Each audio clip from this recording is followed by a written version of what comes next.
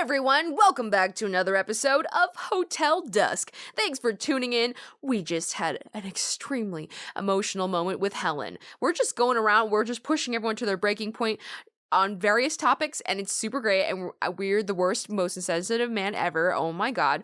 But we are trying to wrap things up and review what just happened in about the past hour. So let's go ahead and do so. Take a second and get your thoughts together. Here we go. Just before 9, I made my way down to the bar for a couple of belts. Louis was working the bar and doing a damn fine job of it. Glad you can compliment him on something, openly. The next person to stumble into the bar was Helen. That's right. The old lady from 212, Helen Parker, was the next person to enter the bar. Me and Helen shot the breeze while she sipped. I forgot, I looked this up and I think it was Gimlet. Or was it Gimlet? I think it was Gimlet, because it was made of gin and something else, so I said Gimlet. Anyways, the drink loosened her up, and she told me how she'd stayed here before. After a couple of drinks, I decided to split the bar. I picked Rosa and Dunning's brains to learn more about the hotel's history. I didn't get much, but what they did spill was pretty interesting. For one, the bar was built for the hotel's 10-year anniversary, which means the hotel was built 20 years ago. Also, I got Dunning to talk about when he took over the place. It was, 5 years ago? Sounds about right. Hopefully. Hell yeah, that's right, 5 years ago. Put down cash on the barrelhead and took over that same day. Next, Rosa came by and made me deliver a wine label to Helen. After ransacking the whole place for the bottle, I finally got the label. I approached it in a very stupid way, and it could have been way more efficient, but that's cool. What kind of wine was she drinking again? We literally have to remember that? Okay, red wine, I think. Great. That's right. Helen had a bottle of red. Went for the same stuff she had 10 years ago. With her son. So emotional. When I dropped off the label, Helen was all smiles and started chatting me up. We got to talking about who she came here with 10 years ago. Her companion's name was Alan. Alright, that's right. It was her son, Alan. I found out the pen Summer dropped is the same one Helen gave her son. I told Helen, and she spilled her entire life story. I ain't much for sob stories, but I listened as patiently as I could. Well, I had freaking tears in my eyes and I was sobbing, so whatever, Kyle. Helen told me that she left her son to become a magician. That's right, a magician. Still can't wrap my mind around that one. It's pretty amazing, honestly. She left her family to pursue the dream, and it's tortured her ever since. Maybe she sleeps better tonight. Night has fallen over the city, and the hotel. I know the dark. It's a cover that lets people's bad sides run wild. Envy, doubt, grief, they all come out at night. Bradley, what do you think of at night? When the darkness comes, I've got until dawn to find out. I like that he always has to link it back to Bradley, no matter how unrelated it is. He just constantly has to be like, Bradley, I'm gonna bring, even though I wasn't talking about you at all, here we go. And the clock strikes 10. Maybe I'll join Louis in the bar for another belt. Really? We're going back to drinking? Kyle, the hell are you doing? You yourself just said you only had until dawn. Okay, but we're not gonna tell Summer about... I'm gonna go ahead and visit him, even though Kyle told me to go, where is he? 211. Kyle told me to go drink, but I think at the very last minute he mentioned that, like, okay, never mind. Great, fine, I'll listen to him, it's fine. I, like, don't even really want to talk to Summer about it, but I think it'd be good for him to know about all the frickin' coincidences that are happening in this hotel tonight. Okay. He and Helen are looking for the same person, so perhaps they could work together. I have no idea. Even though she would probably really hate him, but she said her own son would forgive him, so, Look what the cat dragged in. Have a seat, Hyde. Bar's empty. Yeah, got the entire place to ourselves. Take a load off, my man. You want a drink? Give me a scotch, I'll have a martini. I can choose? I'm not much of a drinker, but this sounds kind of cool, I guess. Why do you think I'm here? Give me a martini. Make it dry. Coming right up. You're looking kind of grim, man. Some got your shorts in a bundle? Something like that. Lay it on me, brother. Louis the bartender's all ears. More like all mouth. What is it with folks wanting to yap it up tonight? Because you're the one freaking person. Are you kidding me, Kyle? That is the most contradictory statement you have stated. Oh my God. You are the one pushing people real hard. Some of them, yes, they volunteer information that you don't really want to hear. But you're the one who pushed people to the brinks and you're like, I need to hear this. I have no idea why I need to hear this, but I need it. That what's up? Folks been laying all their problems on you? No, that's not. He's giving you false information, Louis. That about covers it. Kyle Hyde, advice columnist to lowlifes and crooks the world over. You're a regular comedian to no. Why the hell people want to drop their problems on a guy like me? You don't get nothing. It's because people always want to talk to a guy like you. What does that mean? Hey, a guy like me? What don't I get? A guy like me? What about me? What do you mean, a guy like me? Guy who looks like he don't give a damn. Guy who ain't gonna preach or judge. Oh my God. So he's like, I'm like this because I don't want anyone to talk to me. But it's like, I want to talk to you because it seems like you don't want to talk to anyone. Go ahead. Guy who looks like he's taken a few punches and knows what it's like to hurt. Look, man, I think I know how they feel. Check this out. We're in the middle of the holiday season, right? Last Friday night of the year. They look around and realize they're all alone in this sad old wreck of a hotel. Get some thinking, you dig? About their lives, what they've done, where they're going. You know what happens next? All their secrets and worries and stuff kind of boil over. That's deep, dude. That's deep, Louis. Oh my gosh. Then they go looking for somebody to talk to. Know what I'm saying? Hell, Louis, you're the one that sounds like an advice columnist. Yeah, wise words, dude. Maybe, but I'm right, yeah? Look at you, man. You got secrets and crap hidden in your heart, right? Not this guy, I might. Yeah, we're willing. We're willing to talk to this guy. Maybe. See? Trust old no on this one. You're a good guy, even if you don't know it. Now take a seat at the end of the bar. Here you go. Nice rendering. Louis puts a glass on the counter.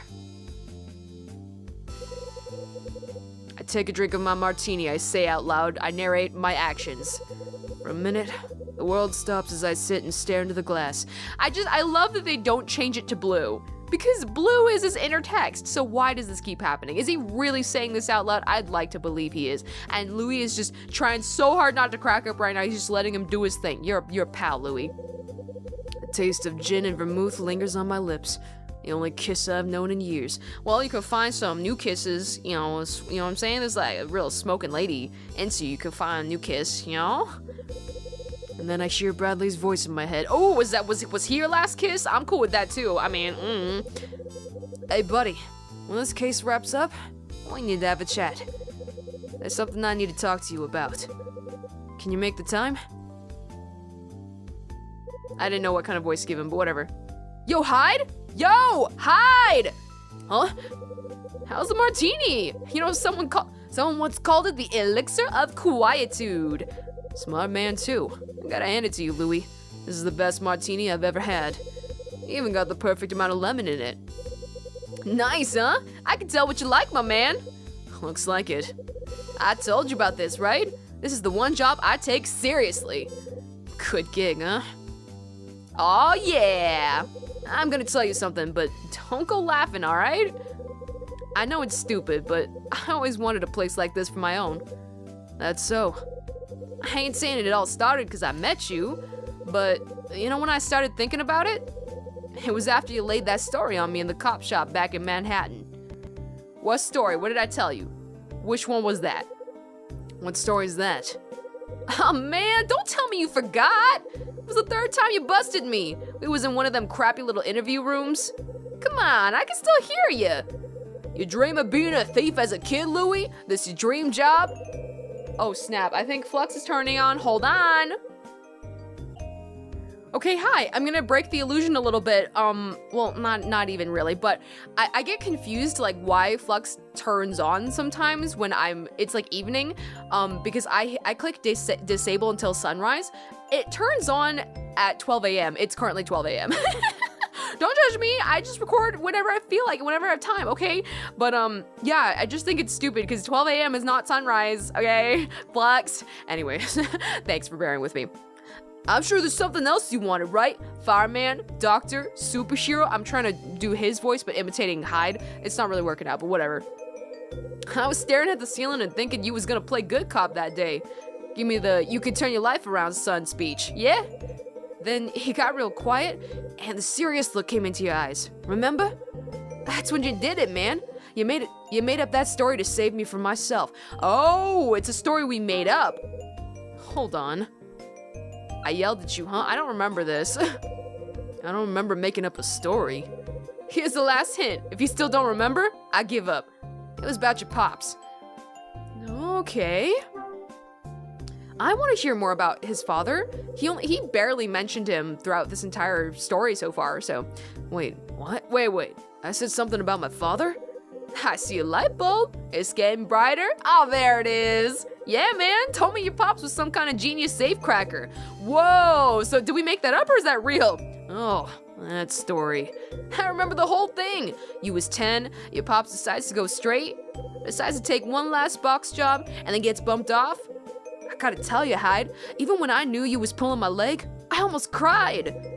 You told me your pops didn't want to be a thief. Said he wanted to be an artist. Oh.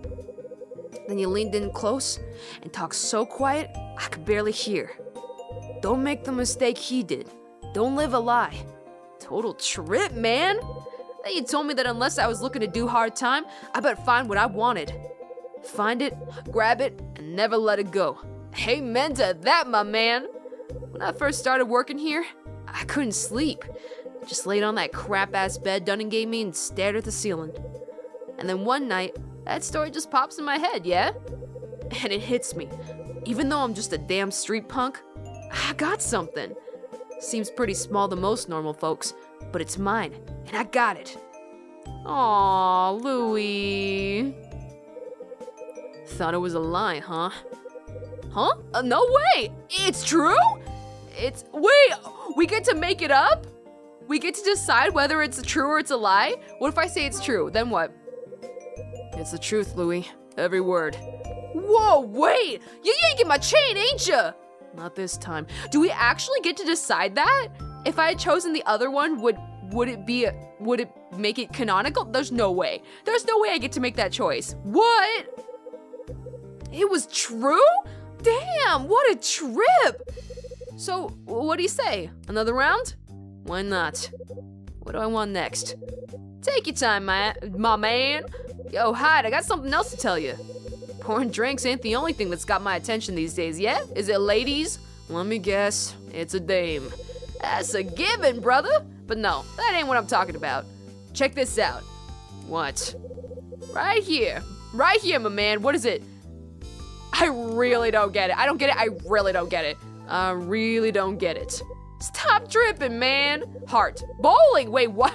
Why does this action signify bowling? More like, I don't know, 4 fingers. Punch you in the face. I'm ready to fight. Bowling, Hyde. I'm talking about bowling. Oh, yeah. I should have seen that coming. Well, you any good? Yeah, laugh it up, brother. We'll see how good you are. What do you say, officer? Think you can keep up with my hook? When and where? Showdown time. I didn't think Hyde was gonna be into bowling. All right, that's cool. Wanna try and beat me? Be here at 11. Here? What are you talking about? There's no way we could bowl in here. No joke. Bowling tonight, 11 o'clock sharp. Okay, all right, bud. Huh? Someone's here. My favorite guy. Look, I needed to talk to you about something anyway. A customer. Summer again? Crap. How you doing? Good evening, gentlemen. Take a seat right here. What can I get you? I believe I'll have a gin and tonic, my good man. I guess we'll talk to him. We have things to say to you anyway. Got a minute? Yes, of course. How is he reacting to us so calmly after we were like, hey, what wine did you drink tonight? Okay, bye. And even though he's like, oh yes, well, the taste of white wine. Okay, bye. Slams door in the face. And then immediately after that, like, hey, that pen I gave you, give it to me. What? Could I at least have an explanation? No, give it to me or I'll punch you in the face. Okay. How is he reacting so calmly right now? Okay. I got something I wanted to talk to you about. What a coincidence. You see, I was hoping to run into you. There's something I had hoped to discuss with you as well. What's that? Is it how I was real rude to you tonight? I don't even care. But I believe my news can wait until later. If you are so inclined, Mr. Hyde, please begin. Talk about Alan. Alan's most important here. Well, it's about your buddy Alan. Alan, did you say? You sure you got no idea where he's at? Quite sure. No clues or leads or anything like that, huh?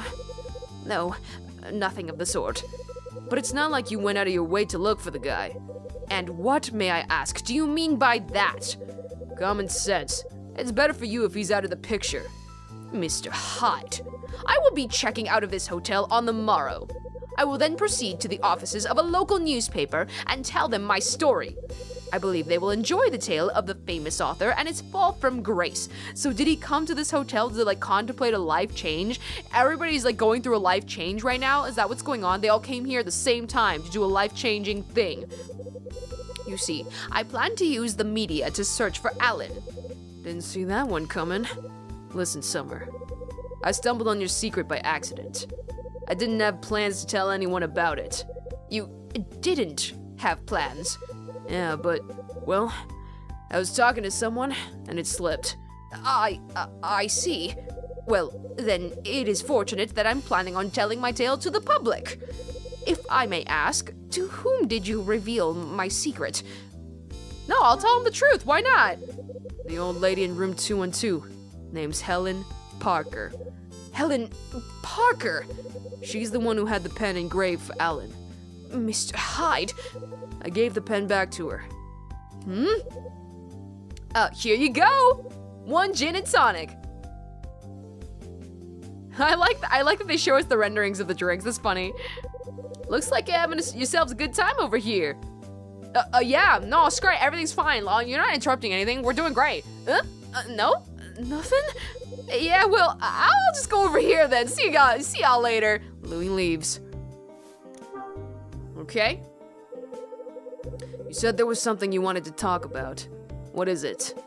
Quite right. I was so surprised by your admission, I completely forgot my own topic. Actually, it's about the woman we met earlier in this very establishment. Iris, so what's up with her? What's her secret? We don't really know much about her other than she's a jerkwad. Who? Iris? Yes, that's her. I must say, she bears a striking... What? Oh, she does look like her. She does look exactly like that face we saw on the cover. That's crazy. She bears a striking resemblance to the actress Cecily Lee. If you felt a sense of déjà vu upon meeting Iris, you now know why. There's a quite striking photo of her doppelganger on this month's issue of Vavoom. Huh. All right. What kind of actress is this Cecily Lee? A sexy actress? My good man, are you truly unfamiliar with her? Everyone should know about her. Wiggles eyebrows. I'm uncomfortable right now. I don't get out much. She is an up-and-coming thespian who's garnered quite a bit of recent popularity. She got her start on one of those tawdry daytime soap operas. Her performance received wild praise from critics and fans alike. I believe she is scheduled to make her debut on the silver screen next year. Few people know that she was a model before she took up the craft of acting. She's not as young as the other new starlets, but she has a certain something. That's quite the intro, Summer. You steal her biography? Please, Mr. Hyde, I just wikied it. I'm merely reciting the information I've heard. And I do not appreciate your attempts at jocularity at my expense. The question, sir, is, why would Cecily Lee be staying in this hotel on her own? It does arouse one's curiosity, does it not? All right, enough chatter. I gotta blow. Truly? Well, I shall remain a while longer and savor the proffered spirits. You have fun with them proffered spirits. Okay, can I talk to Louis at least? Louis? What? What's up? No questions. That's it. We don't got anything to present. We gotta go? Okay. Do we have... What if we show him the men's magazine? He probably won't really react to it, but... I mean, does that mean we have to talk to Iris next? That's so random. Okay, well, he's probably not gonna react, but I'm gonna just show it to him anyway. The men's magazine, right here. Yes, that's her! Mr. Hyde, the voluptuous creature on this cover is Cecily Lee. Oh, God. Aphrodite in a bathing suit. Striking, no? Amazing. Thank you. Thank you for your comments. I was the one who asked you, but as I didn't really want to hear that. Okay, well, it seems like for some reason our next step... Oh, hi!